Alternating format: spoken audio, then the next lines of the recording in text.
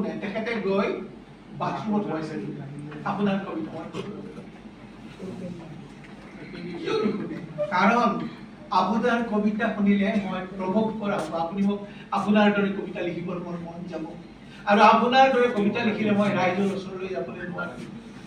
মোৰ কথাবোৰ ৰাইজে নুবুজা হ'ব আপোনাৰ কবিতা মই লিখিব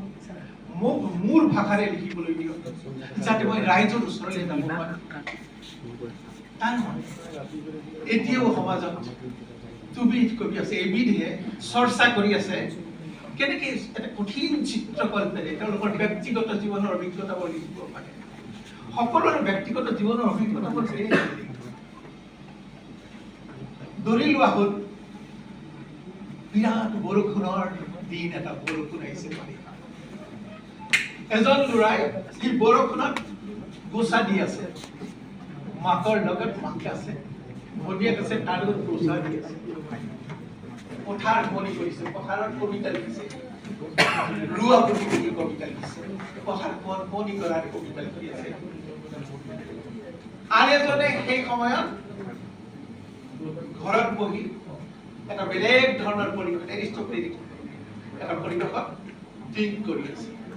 তেওঁ কবিতা লিখে এতিয়া সেই দুজন মানুহ এখন ৰেলত গৈছে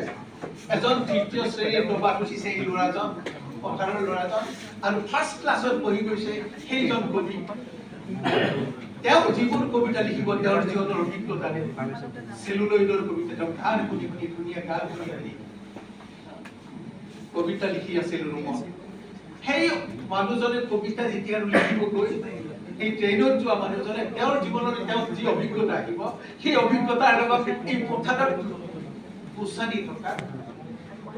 ৰুৱা পুতি থকা ল'ৰাটোৰ অভিজ্ঞতাৰ লগত নিমিলিব ইও কবিতা লিখে ইয়াৰ কবিতাবোৰ ৰাইজৰ ওচৰলৈ গুচি যাব কিন্তু এইজন মানুহৰ ব্যক্তিগত যিটো অভিজ্ঞতা যিটো কবিতা এই কবিতা মানুহৰ ওচৰলৈ নাযায় এনেকে গৰিষ্ঠ সংখ্যকৰ ওচৰলৈ কবিতা লিখিবলৈ হ'লে আমাৰ শব্দবোৰ দৈনন্দিন জীৱনৰ পৰা তুলি ল'ব লাগিব প্ৰতিজন যিসকলক লগ পাইছিল প্ৰতিটো জখমত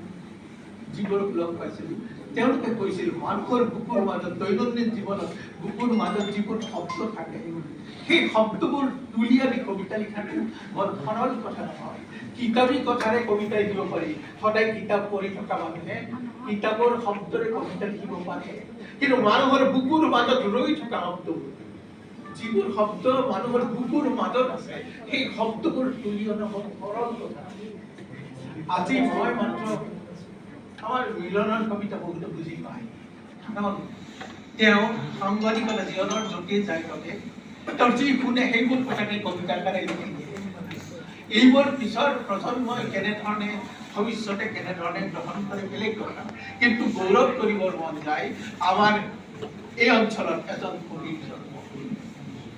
যাৰ নাম মিলন মোহন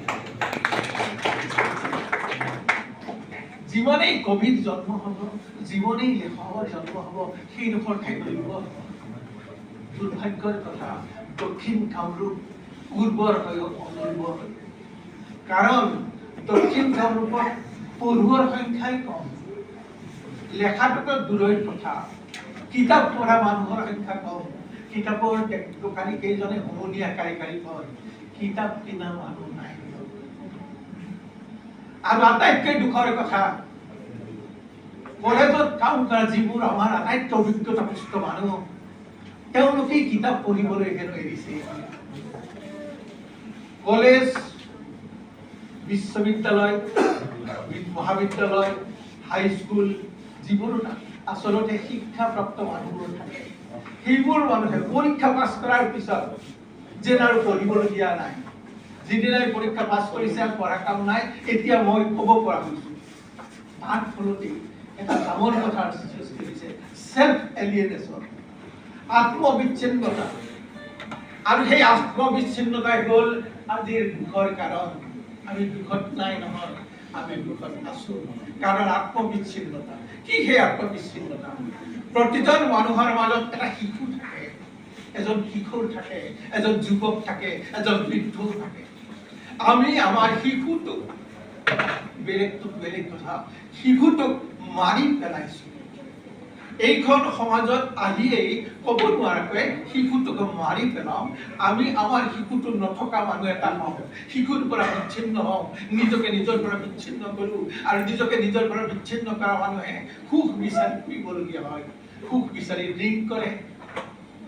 সুখ বিচাৰি পৰ্নোগ্ৰাফি পঢ়ে, সুখ বিচাৰি তেওঁলোকে ম'ম' খাবলৈ যায়, তেওঁলোকে ৰেষ্টুৰেণ্টলৈ যায়, সুখ বিচাৰি যায়, কিন্তু সুখ নাপায়, কাৰণ এই সকলোবোৰ আত্মবিচ্ছিন্ন মানুহ নিজৰ পৰাই ইতিমধ্যে নিজৰ শিশুটোক হত্যা কৰিছে আৰু আনন্দ নোপোৱা হৈছে। আনন্দ পাবৰ কাৰণে সেইবাবেই মানুহক মানুহ যেতিয়া মানুহৰ পৰা বিতাড়িত হৈ যায়, তেতিয়াই মানুহৰ দুখৰ কাৰণ হৈ যায়। আমি দুখত নাই, কিন্তু আমি বৰ দুখত আছো। Everything is unity of two opposites. প্ৰতিটো বস্তুতেই দুটা একেলগে লাগি থাকে, সুখ দুখ, সুন্দৰ সুন্দৰ, ভাল বেয়া, প্ৰতিটো মুহূৰ্ততে লাগি থাকে। আমি দুখত নাই, মিলন মহন্তই লিখিছে, আমি দুখত আছো। এই কথাখিনি কৈ